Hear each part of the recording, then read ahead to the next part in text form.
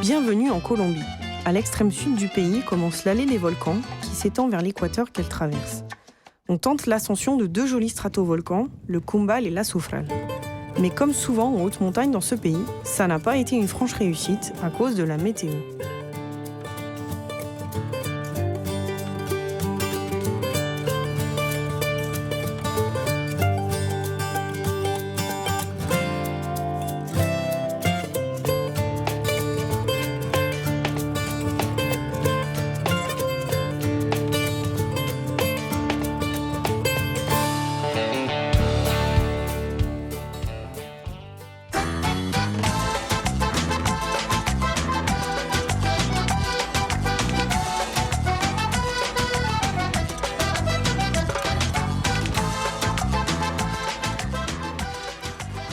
Un des premiers objectifs du voyage était de mettre en place un partenariat entre une école anécienne visitée avant le départ et une école de Colombie.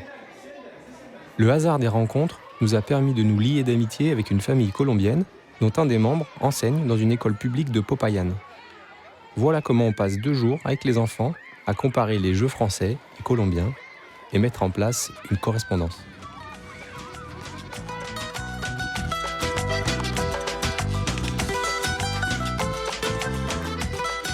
On voit peu de sites archéologiques en Colombie.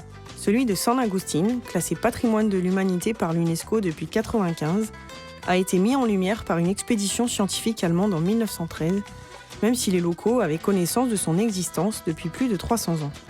On y trouve notamment d'impressionnantes sculptures de chamans, dont la particularité est d'avoir une tête avec des proportions atteignant le tiers de celles de leur corps. Particulièrement bien conservées, on estime qu'elles ont été réalisées entre l'an -100 et +800.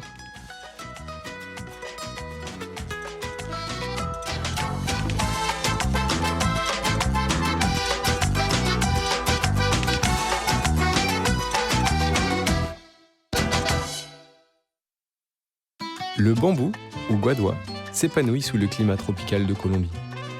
Il faut dire qu'il possède de nombreuses qualités de résistance à la flexion et est utilisé à large échelle, comme par exemple en construction, mobilier ou même en décoration.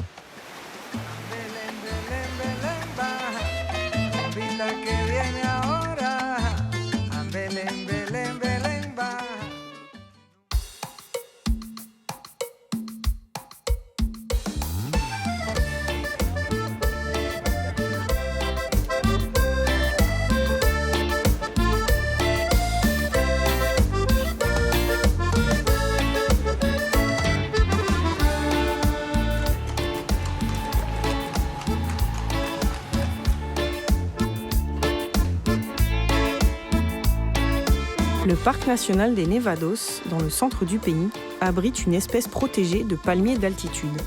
C'est vraiment surprenant au premier abord, à 3000 mètres, mais très esthétique.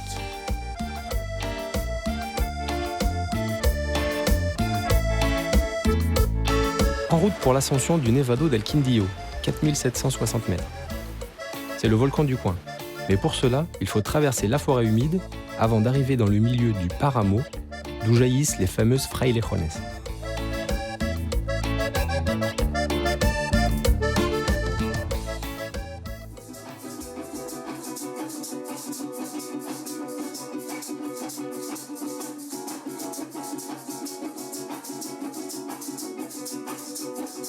Hoy solo tengo el recuerdo de aquel ingrato querer,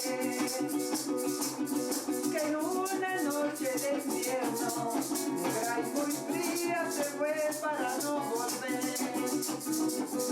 Yo que tanto había soñado, pero el amor me fue infiel, me traicionó hasta el camino, el caño y el río también.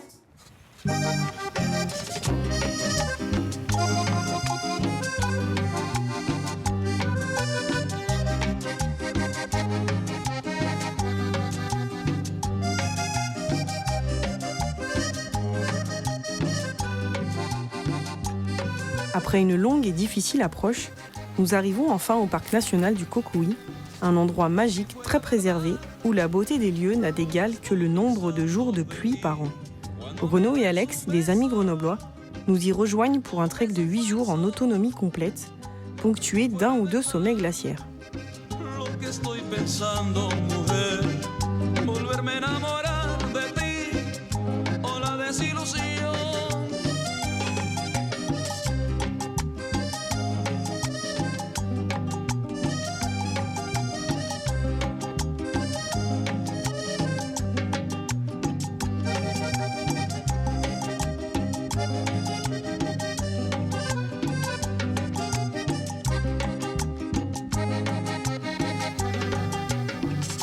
No puedo dormir, siento que me muero.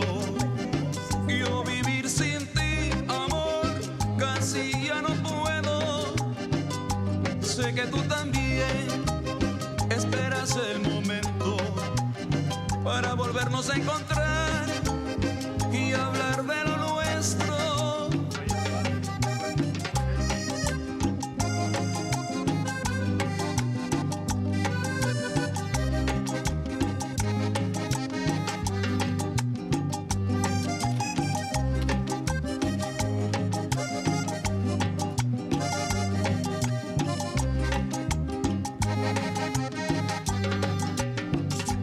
En la soledad hay más sentimiento.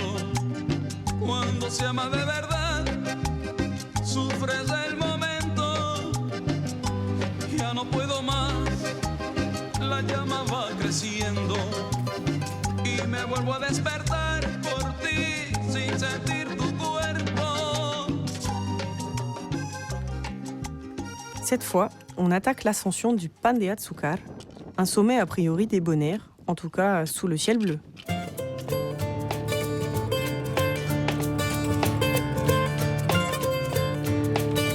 Le souci, c'est que très vite, ça se gâte.